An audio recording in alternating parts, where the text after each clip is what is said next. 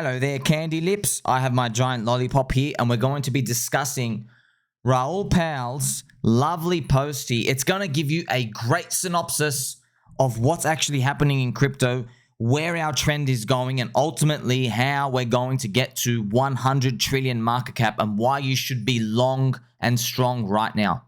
Now, friends, I love Raoul. Raoul's awesome. I watch all of his videos, like heaps and heaps and heaps. I watch every single interview with Raoul. As you can see, friends, the bar is filled. If you're actually listening, Raoul, give me a follow. I need another friend. You know, it's going to be great, actually, as the bull market continues, because what Raoul's been talking about, because it's such long-term stuff, and he has short-term stuff there with it, but you slowly get to see the pieces get put together. And I believe he'll have like a big redemption in terms of, you know, his vision and how everything has been playing out. And by the way, it's pretty much set in stone now already. You know, with AI growth, we are having a lowered population. They got to print more money. All of this is tying into crypto. We are in the best liquidity bucket to be. So where we are today is around 2.3 trillion market cap.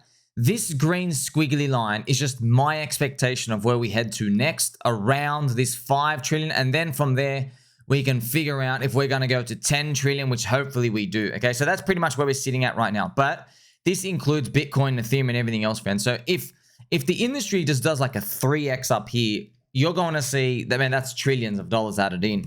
You're going to see, yeah, Ethereum does more than, remember, Ethereum does a 4. Then you're going to see more altcoins, more core coins, 1 billion plus in size. Maybe they rise like 5 to 10x. And then obviously the ecosystems under those core coins that went up the most, that's when you're going to get absolute insanity. You're going to get things going from 100x, 1000x.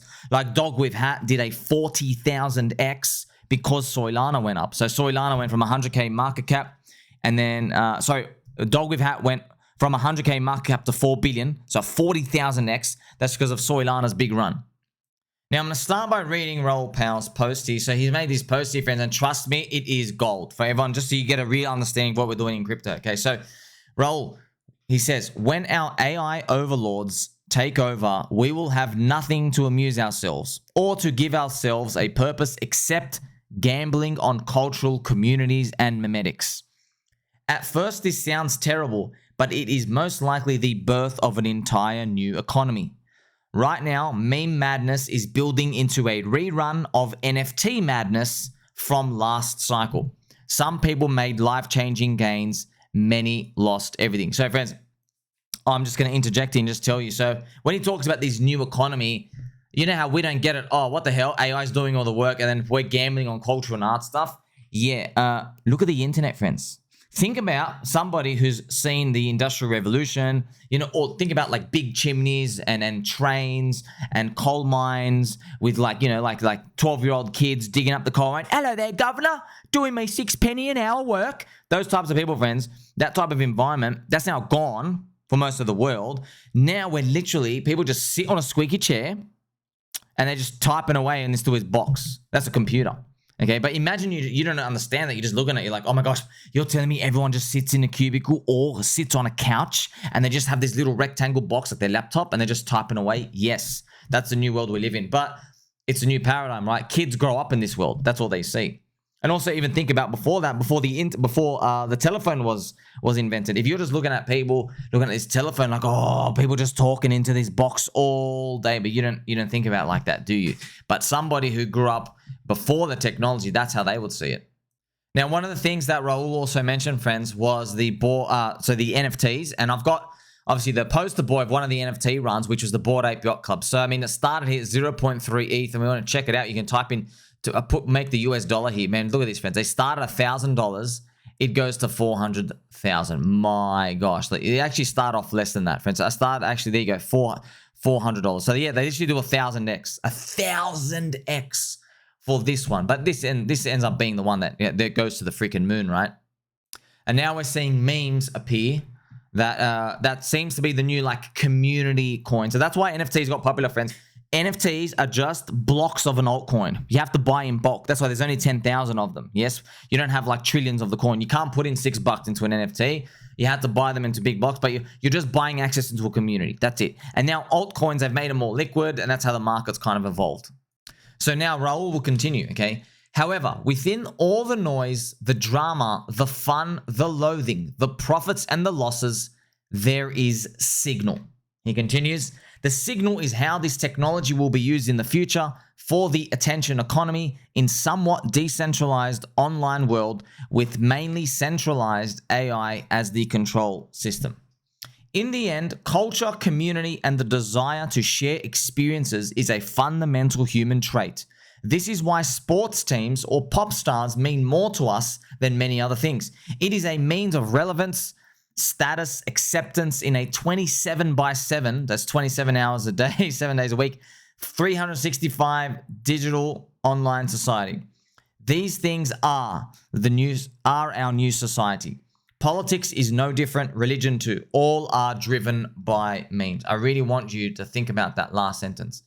These things are our new society. Politics is no different, religion too. All are driven by memes. As we get to see now, friends, with crypto, we're trading network effects. That's what it is. So one of my earliest videos I made, one of my first discoveries, like a eureka moment, was I used this example in my videos, and I'll just draw a picture here, friends. And I said, well, in crypto, we're valued like a network. Most people didn't even know this, right? They go, oh, there's no profit and revenue. We're just gambling for the sake of gambling. No. So imagine you had 1 million people in a house here. You could fit 1 million people in your glorious house, okay? And then you could stand outside here and you could yell with a giant megaphone into this house and you could fill everybody's brains with a message. So the market's smart. The collective wisdom of the market, it says, hey, even though this house, you don't generate any revenue of it, the fact that you have 1 million people in this house, you are worth something. You are worth something. And if you go from 1 million people, if you went to like 5 million people, you will go 25x in value, actually. So that's Metcalfe's law, yes. So the important part of that is the market says this network. It says a network. You have Ethereum, you have Bitcoin, okay? Bitcoin doesn't own, and there's no profit revenue, there's no balance sheet, okay? You have all these other core coins. You have Pulse Chain, you have Solana, you have Cardano, everything else. So it's just a group of people. And somebody who comes from the stock market world, it doesn't fit in their box. They go, oh, I don't know what this is. There's no profit here. It's worth zero. But the market keeps giving it value. So what we found is that they say, no. How I interpret this is for you is I discovered that the market says, wait a minute. You have 1 million people here in this network. You could convert this into money one day in the future. Could be 5 years, could be 10 years, could be 20 years. It doesn't matter. The fact that you have 1 million people sitting here, they are motivated, they are passionate. There is a revenue stream to be unlocked here somewhere. We just don't know what it is yet. Maybe we're too early. Crypto's a very long duration asset. If you have a megaphone loud enough, you can yell anything into their heads. And that's why, I gave an example of like, let's say you just wanted to sell, literally, let's say you wanted to sell fluffy slippers. And here are my lovely, fluffy Highland bull slippers. Imagine you wanted to sell fluffy slippers. Friends, imagine Satoshi came back. He came back and he just started tweeting, hey, get these fluffy slippers. And it turned out to be real. What do you think would happen? Everybody would go and buy them. Okay, now that's the attention economy. Because everyone knows, oh, wait a minute, we've all got directed mind share. This is like the source, the heart of the network. It's not like a CEO structure of a company where like it comes down. It's more like instead of a pyramid, which what I'll do is actually a very good example to draw you here. Instead of maybe a pyramid of an organization where you have a CEO on top, networks actually draw it again. So it's not like a pyramid. We have the CEO on top, okay? It's not like this. Networks, they're more like the circles. Okay, that's what it is. And then you have like the heart. You have like the big ringleaders, the biggest holders of the coins. They're like, it looks like the bubble maps. And then you have like the tiny things out on the outskirts, right? And then you're trying to increase the size of the pie to get it bigger. But these are like the biggest nodes of the people who hold them inside. So it's not a triangle. It's more like the globe, because that's what gives you the idea of a network, right? So as we move forward, I'm gonna play some nice gentle angel music.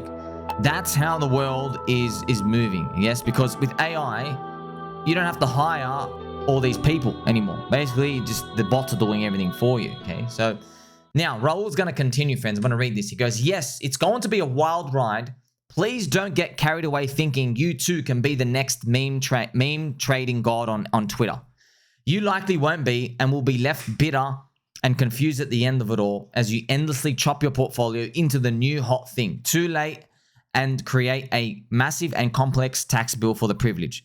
But feel free to experiment, but with only a small part of your investments. He goes, less than 10% for me. What is being created here is in the madness is actually the future, but it will be in a different format over time. So yes, I mean, think about the internet, friends. The internet was just message boards, okay? Remember, the internet used to be read only. Read, you could just read stuff. Then we made Internet 2.0, Web 2.0, which is now social media, which is read and write. So you could read stuff and you can write and update the page. Okay, now we have Web 3, that's crypto. We have read plus write plus own. So the internet is evolving. We're like extending the internet. That's what's happening. Yeah. So read, write, and own. The ownership is the scarcity part. That's what blockchain is able to bring to us. Okay. So you see how the internet has been evolving over time.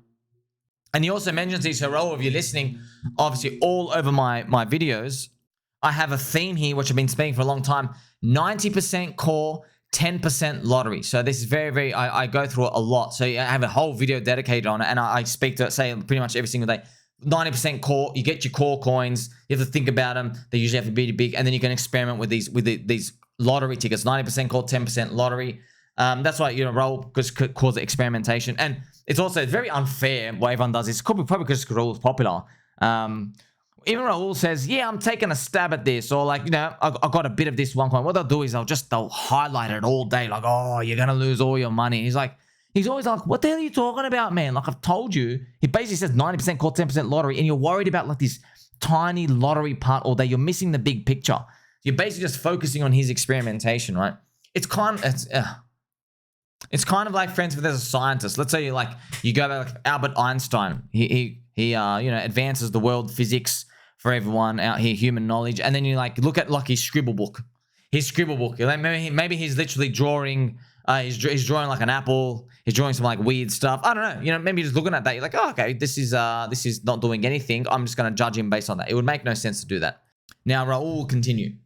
Raoul says, NFTs aren't dead. The technology is profound. They will be back in a multitude of formats, with art being the first true product market fit, but many more will follow. An OTC derivative or private loan, for example, are perfect use cases for NFTs, as are tickets, amongst a few examples. So, I mean, as he says, he's just showing you use cases, right? OTC derivatives or private loans, okay? Perfect use cases for NFTs. It's actually great because you could tie internet streams to a lot of these things. But friends, once again, you need speculation to even get there, okay? You need the market to speculate, throw a lot of stuff out there, and that's actually what happens, okay? Speculation is actually needed for any of these things to arise. Raoul will continue. Tokenization of culture will go through a similar boom-bust cycle, but the technology is important and the use cases will expand. This is also a rerun of the on-chain capital formation craze of ICOs. On-chain, I guess you're saying. That will return too, but in a different, less wild guise. It was the same with DeFi in 2020 as well. That trend too is only going to grow through the various boom-bust experimentation cycles, with stable coins being the product market fit initially. So basically what we can do is we could just have a look at, you can see Bitcoin's price chart going up, but the chart doesn't show you. So you had the ICO mania craze here where everything just goes 50, 100x. There's only 100, 200 coins to come and choose from. Then you have DeFi coming in here. Right, so you're seeing these things appear as big. That's what happens, right? Bitcoin's a money supply. It's basically the money printer. It goes up, the base money's going up, and then everyone's like, oh, we're richer. The whole industry's worth more, and it's not just money directly flowing from Bitcoin. It's the fact that everybody sees Bitcoin at a certain size. It just unlocks higher market cap, and it makes people think about, okay, if there's like trillions of dollars sitting in here. Hey, I can try this idea, maybe it's worth something. And that's how we keep growing. Now, next part with Raoul. He says, think of speculation as the bootstrapping, battle testing, dog fooding of the tech. It is always the earliest manifestation of a trend. It can also be hugely rewarding, but by nature carries the ultimate level of risk. A kiss, a cry, our rights, our wrongs. Speculations, friends, of course. You see that? So you do need that, okay? Speculation always fuels any of these. We saw it with train stocks, the railway mania. I mean, it's happening since the dawn of time. You need that. You do really, it's you can't get one without the other. Raoul will now continue. He says, also, we all knew that AI and crypto would meet to create a different world. The first phase of that is now underway in the crypto casino, being battle tested in a pretty crude, basic format, but make no mistake, AI agents will use token incentivization on each other, and humans and agents will use tokens for payments for computing costs plus profit. So he's just showing that their world's eventually going to collide, because think about this, okay? An AI is basically a human who lives on the internet. So a human who lives on the internet, they don't need any food. Okay, they don't need that. But basically, maybe their food is like computing power. You can consider that out. But that will get cheaper over time, much cheaper. Yes, because it doesn't get affected by, like, you know, weather and politics or any other stuff anywhere near as much as humans food do. But then you also have another issue, okay? What about economic stuff? It needs a wallet. It needs a wallet. Well, we have crypto.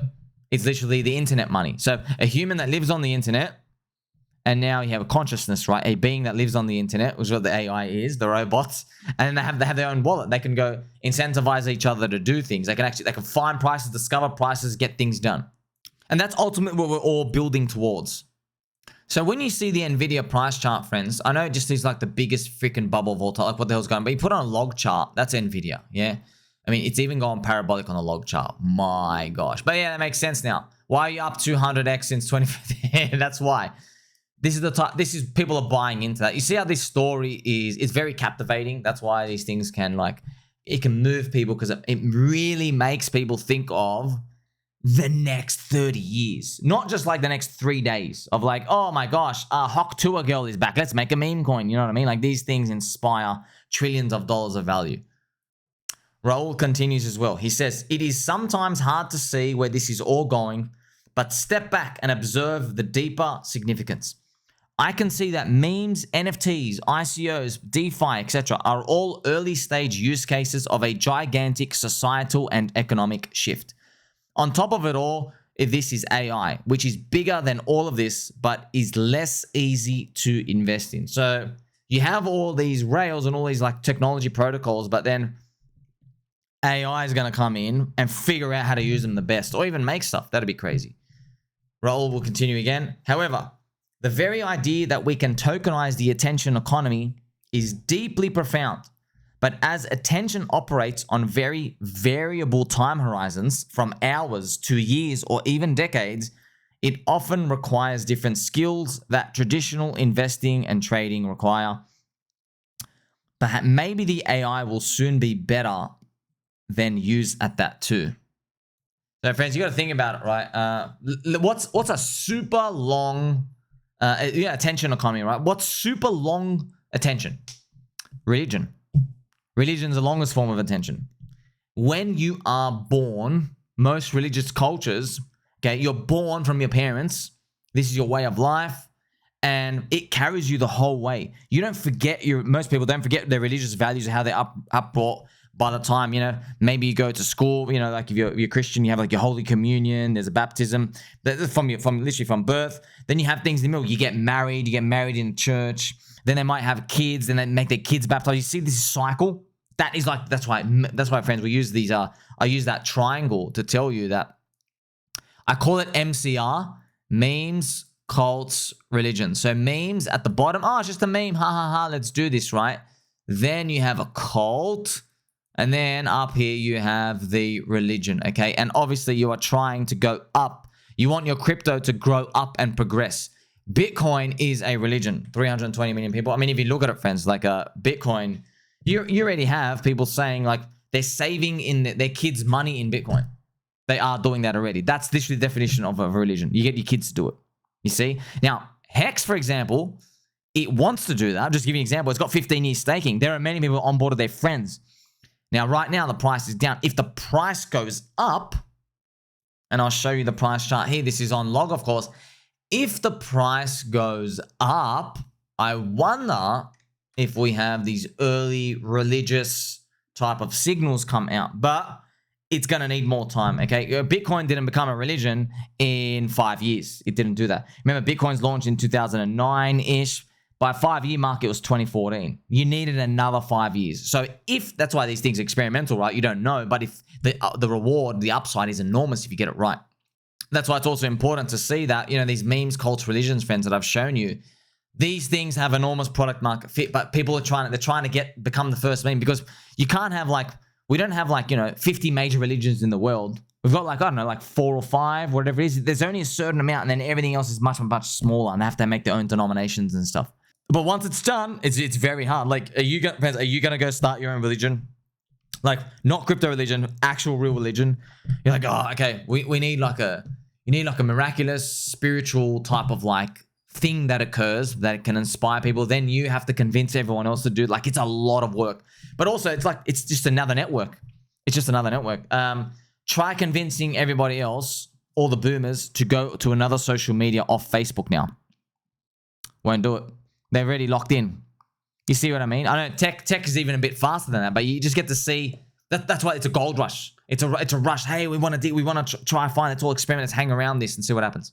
And then Raoul even mentioned at the end of that final piece, he says, maybe AI will be better use of it too. He's just in Raoul saying well, maybe all our organizational behaviors.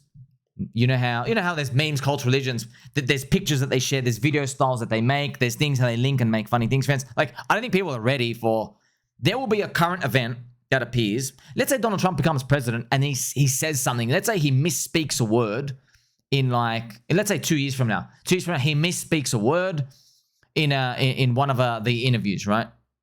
And it could be anything. He says, let's say instead of telling the news conferences, instead of saying fake news, let's say he just says fruit news. He goes, oh, sorry, because his mind was thinking about fruit news instead of fake news.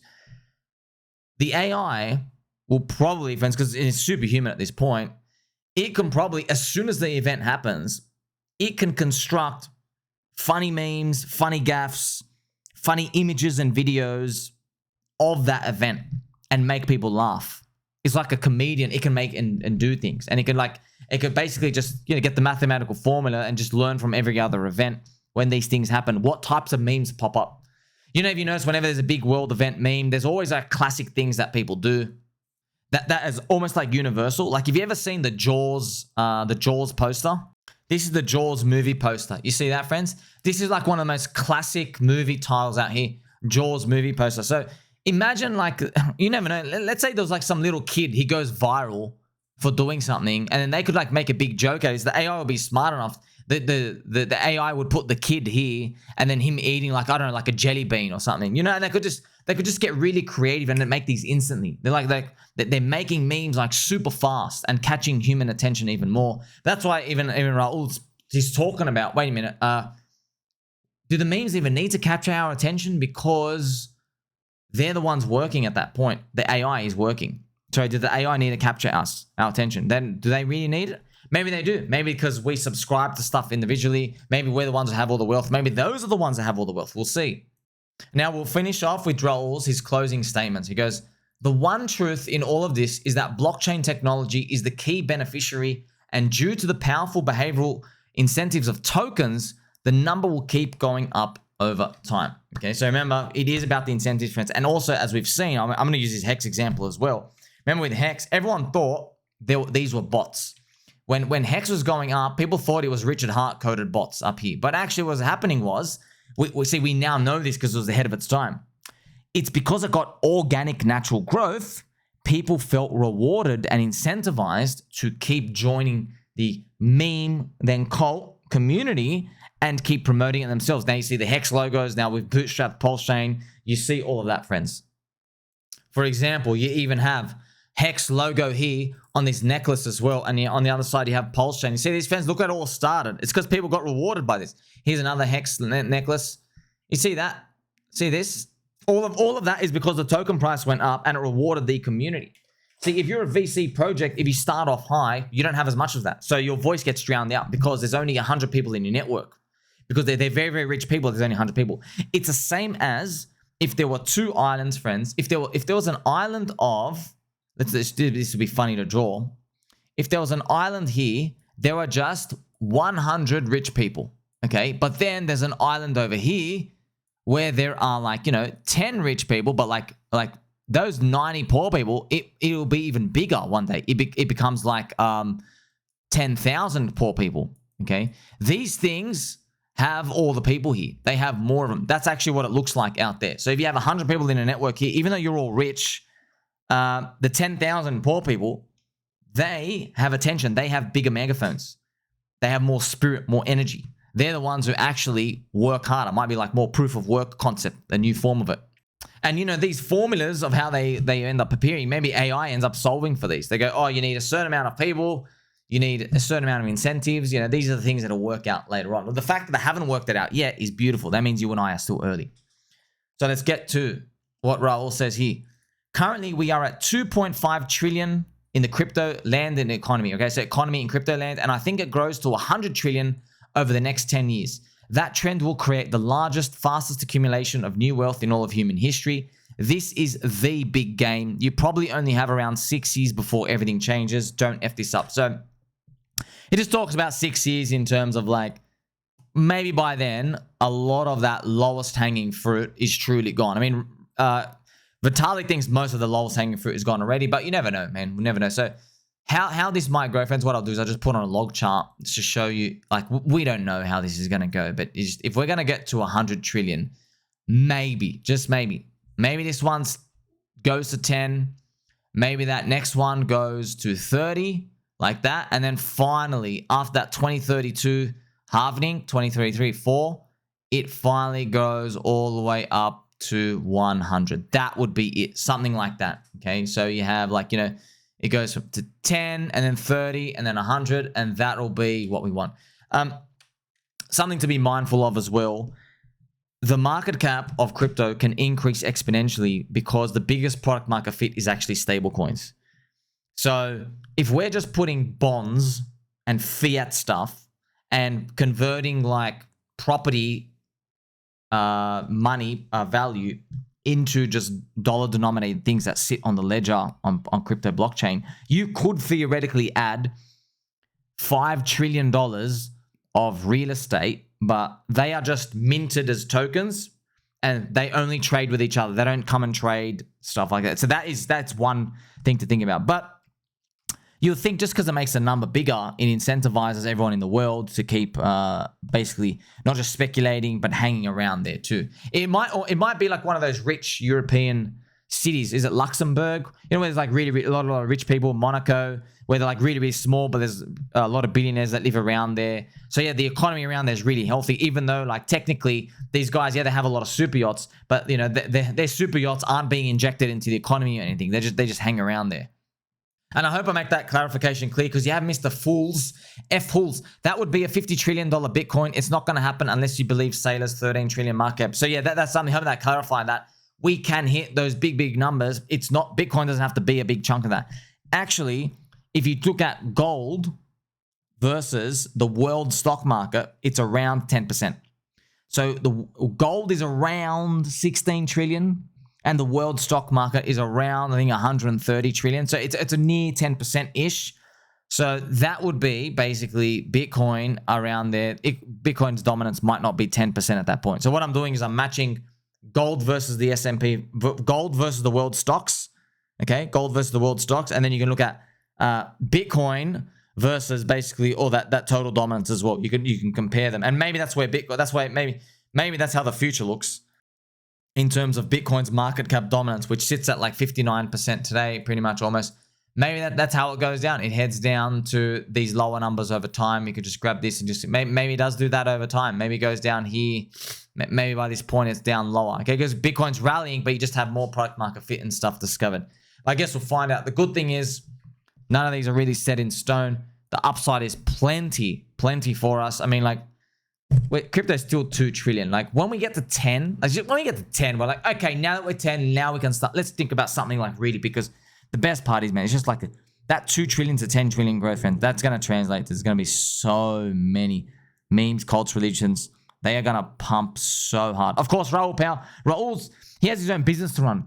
Raoul doesn't have time to figure out what's more memetic value. Where are the cults and communities going on out here? He doesn't have enough time to do that because his clip size is bigger, man. But for us, And you don't have an $8.5 million clip to buy into one of these layer one coins. You don't have that. So you have to do more work. But like, Raul's doing work, just doing work for his business. And he's also holidaying and stuff. You know what I mean? Because just he's been around the game for a while. He's made it. So we are putting in the work. What you and I are doing, we're like in 1993 of the internet boom. We're trying to figure out, oh, there's a Microsoft here, there's an IBM here, and then this thing's going to grow up. That's what we're pretty much speculating on. And, with enough work and research, we are getting closer and closer to the answer. And I think from how this year's been playing out, we have been exactly hitting the bullseye target with that. You are seeing memes, cults, and religions form. We live in a digital economy world here where we don't have this endless fiat being printed out here. So how participants are giving value to coins and ideas and stuff, we get a more feel of how that's playing out compared to people who have no idea what they're doing. They think there has to be a balance sheet or revenue and stuff out here. Okay, so we do have the advantage right now. Let's see how far this bull market goes, huh? Make sure you like, subscribe, belly button all. Don't forget he loves you. Catch you in the next one.